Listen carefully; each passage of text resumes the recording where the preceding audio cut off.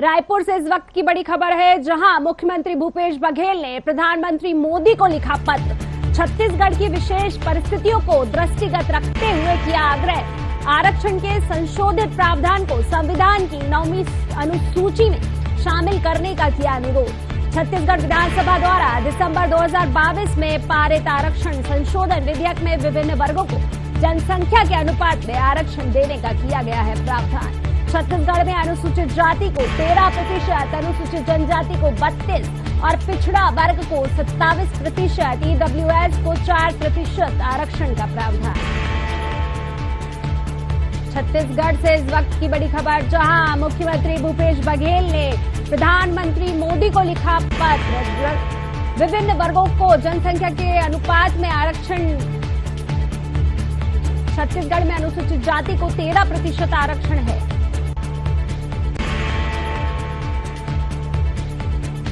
मुख्यमंत्री भूपेश बघेल ने मोदी को लिखा पत्र, जहां छत्तीसगढ़ की विशेष परिस्थितियों को दृष्टिगत रखते हुए किया गया आग्रह। आरक्षण के संशोधित प्रावधान को संविधान की अनुसूची 9 में शामिल करने का प्रावधान।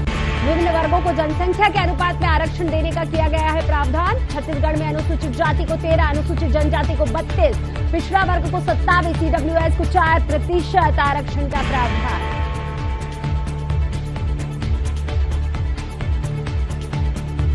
छत्तीसगढ़ विधानसभा द्वारा दिसंबर 2022 में पारित आरक्षण संशोधन विधेयक में विभिन्न वर्गों को जनसंख्या के अनुपात में आरक्षण देने का किया गया था प्रावधान। छत्तीसगढ़ में अनुसूचित जाति को 13%, अनुसूचित जनजाति को 32%, पिछड़ा वर्ग को 27% और ईडब्ल्यूएस को 4% आरक्षण का प्रावधान।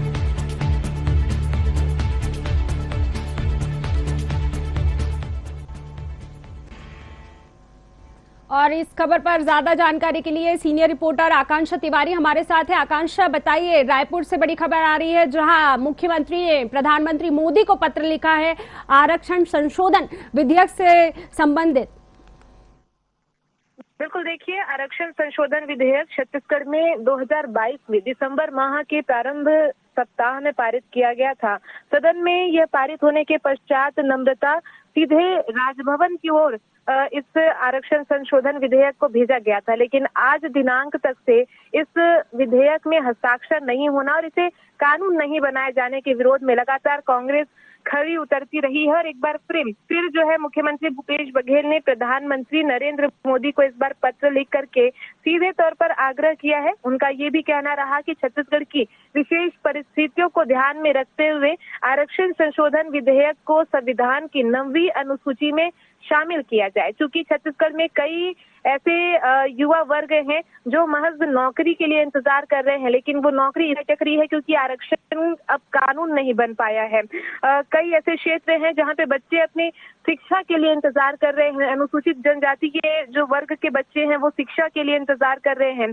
जो जनजाति वर्ग के पिछड़े जनजाति वर्ग के जो बच्चे हैं, विद्यार्थी हैं, वो शिक्षा के लिए इंतजार कर रहे हैं। तो ऐसे में उनके लिए व्यवस्थाएं नहीं हो पाई है। सरकार ने इसे प्रावधान बनाने के लिए सदन में तो लागू कर दिया है, लेकिन राजभवन के हस्ताक्षर के बिना यह कानून नहीं बन सकता और इसके कानून बने बिना लोगों को लाभ नहीं मिलेगा। तो जाहिर सी बात है, इसे अब कानून बनाने की ओर राज्य सरकार एक और कदम उठाते हुए एक बार फिर प्रधानमंत्री को सीधे तौर पर आग्रह किया गया है कि जल्द से जल्द यदि इसे 9वीं अनुसूची में शामिल कर दिया जाएगा संविधान के, तो प्रदेश के हितकर होने के साथ साथ प्रदेश वासियों को भी कई आरक्षण प्रतिशत का लाभ मिलेगा। जी, कहीं आरक्षण का विरोध किया जा रहा है और कहीं इस तरह का जब मुख्यमंत्री द्वारा ही पत्र प्रधानमंत्री को लिखा जाता है आरक्षण के समर्थन में, तो क्या कयास लगाए जा रहे हैं कि क्या प्रतिक्रिया होगी, क्या जो मांग की गई है वो पूरी की जाएगी?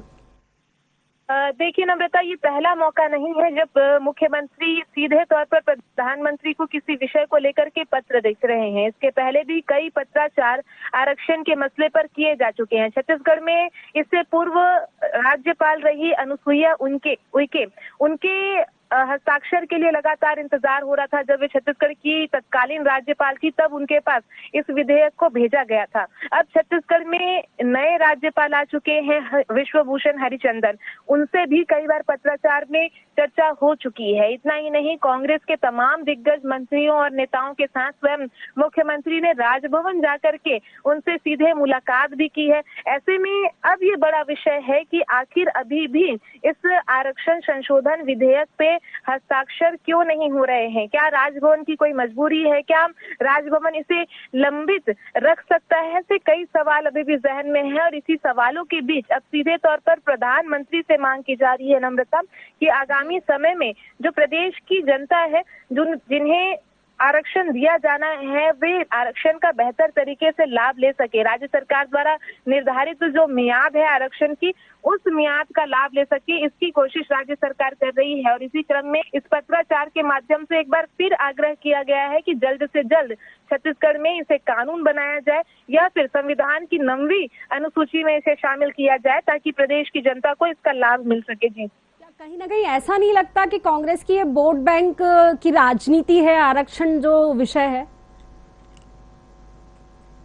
महत्वपूर्ण विषय हो जाता है नम्रता, क्योंकि प्रदेश की जनता के हितकर का विषय है। हालांकि चुनाव है तो जाहिर सी बात है वोटों की गिनती को लेकर के अक्सर इसे जोड़ा भी जाता रहा है। भाजपा कई मर्तबा एक सवाल उठा चुकी है कि छत्तीसगढ़ में अब वोट की राजनीति के लिए आरक्षण का प्रतिशत बढ़ाया गया है। क्योंकि हाई में इससे पहले ही चुनौती मिली थी, जब ये 58% था, तब कोर्ट की ओर से यह कह दिया गया था कि 50% से आरक्षण अधिक नहीं होना चाहिए। हालांकि इस टिप्पणी को भी राज्य सरकार की ओर से चुनौती दी गई है और जल्द से जल्द यही कोशिश है राज्य सरकार की कि छत्तीसगढ़ में इस मसले पर, इस समस्या का हल हो सके और प्रदेश की जो जनता है, जो युवा पीढ़ी है, जो रोजगार के लिए, शिक्षा के लिए या अन्य लाभ लेने के लिए जिन्हें आरक्षण मिलता है, ऐसे में अब उन्हें आरक्षण जल्द से जल्द मिले, इसकी कोशिश राज्य सरकार कर रही है। बहरहाल इस मसले पर राजनीति छत्तीसगढ़ में जरूर देखी जा सकती है। जी,